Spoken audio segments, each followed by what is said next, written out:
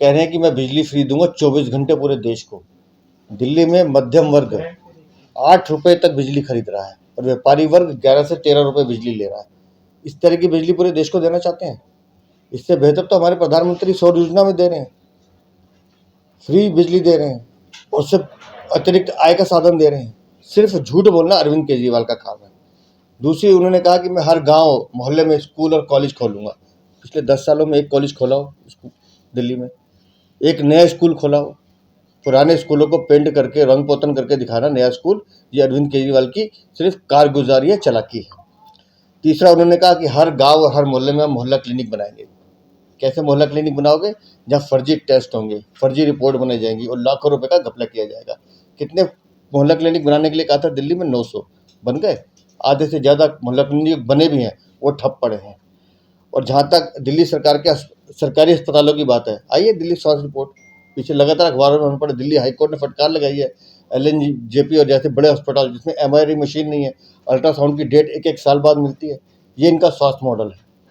दूसरा, उन्होंने कहा कि हमारे लिए राष्ट्र सर्वोपरि है।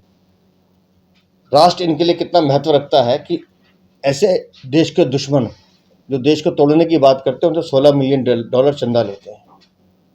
2017 में उनके घर जाके ठहरते हैं, जो देश के एक सूबे को अलग करने की बात करते हैं। इनके लिए ये राष्ट्र का महत्व है।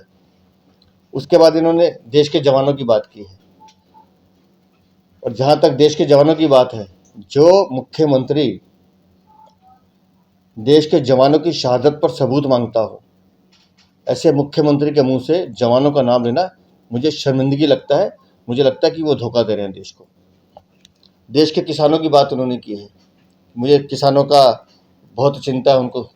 तो मैं उनसे एक सवाल पूछना चाहता हूं कि दिल्ली में पिछले 10 सालों में आपने किसानों को किसानी का दर्जा क्यों नहीं दिया? बताइए। जितने भी आंधी अधड़ आते हैं, जितने भी पीछे इन्होंने मुआवजे की घोषणा की है, आज तक किसी एक किसान को मुआवजा दिया हो? बिल्कुल नहीं दिया।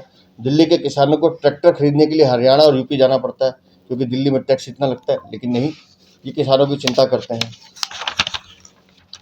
दिल्ली को पूर्ण राज्य दर्जा देने की बात कर रहे हैं, जबकि माननीय हाई कोर्ट से भी साफ साफ क्लियर हो गया कि जो विभाग केंद्र सरकार के पास है, केंद्र के पास रहेंगे। और दिल्ली के पूर्ण राज्य की संभावना को तो इन्होंने उसी दिन खत्म कर दिया था जिस दिन 26 जनवरी से एक दिन पहले ये जाके राजपथ धरने पे बैठ गए थे। तो केंद्र शासित राज्य में कानून व्यवस्था केंद्र के पास रहेगी, ये तो उसी दिन से निर्णय तय हो गया था। बेरोजगारी की बात कर रहे हैं। केजरीवाल बताएं, ईमानदारी से बताएं कि पिछले 9 सालों में आपने कितने लोगों को, दिल्ली के लोगों को रोजगार दिया है? लाएं सामने। स्वास्थ्य कर्मी, मार्शल्स 10,000 से ज़्यादा, होमगार्ड्स, ऐसे कितने लोग हैं जो इन्होंने कॉन्ट्रैक्ट बेसिस पे लगाए? टीचर्स, गेस्ट टीचर्स, समर्थ शिक्षा अभियान की हमारी बहनें, जिनको गेस्ट टीचर्स के रूप में लगाया और समय आने पर उन सबको बेरोजगार कर दिया। ये अरविंद केजरीवाल का बेरोजगारी का मॉडल है, जो दिल्ली में उन्होंने करके दिखाया है। भ्रष्टाचार की बात कर रहे हैं अरविंद केजरीवाल की। दिल्ली और पंजाब में जैसे भ्रष्टाचार, हाथ जोड़ लो केजरीवाल जी, दिल्ली का भ्रष्टाचार पूरे विश्व में आपकी वजह से वो सुर्खियों में है।